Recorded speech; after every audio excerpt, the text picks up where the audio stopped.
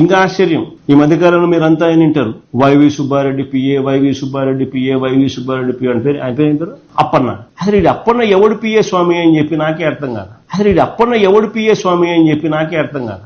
అడిగిన నేను VPR PA ఏం మాట్లాడండి Jaganmohan Reddy? Y V Subba Reddy PA, Y V Subba Reddy PA. ఎవడు ఇచ్చినప్పన్న? ఈడు ఎవడు స్వామి నాకే తెలియదని ఈయన ఎవడన్నా అడిగాడంట. అడిగితే విపిఆర్పి అని ఎవడో చెప్పాడంట. జగన్మోహన్ రెడ్డి అన్న మాట ఏంటి? చిన్నప్పన్ అంటే ఎవడో ఈయన గారికి తెలీదు, ఏదో ఆయన పేరుని ఎవడరా అని అడిగాడంట. అది నిన్న అత్యంత నిస్సిగ్గుగా జగన్ రెడ్డి మాట్లాడినటువంటి అబద్ధం. ఎందుకు అబద్ధం అని అంటా ఉన్నాను నేను?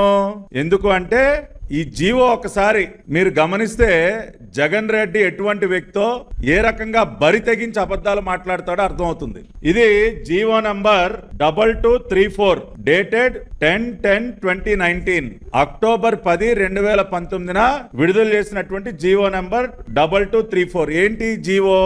Appointment of Shri Kaduru Chinnappanna as special liaison officer in AP Bhavan. చిన్నప్పన్నని ఏపీ భవన్ లో స్పెషల్ లైజన్ ఆఫీసర్ గా నియమిస్తూ విడుదల చేసినటువంటి జీవో. దీనిలో ఏముంది?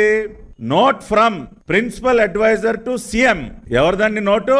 Principal adviser to CM number 277 dated 13/8/2019 13/8/2019 ముఖ్యమంత్రి గారి కార్యాలయం నుంచి వచ్చినటువంటి నోట్ నంబర్ 277 ఆధారంగా విడుదల చేసినటువంటి జీవో అండి ఇది.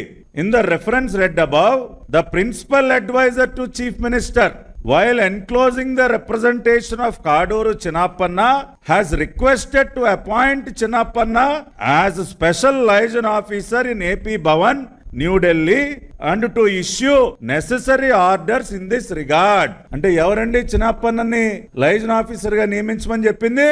ఆనాటి ముఖ్యమంత్రి జగన్ రెడ్డి. చాలా స్పష్టంగా జీవోలో ఏమని రాస్తుంది?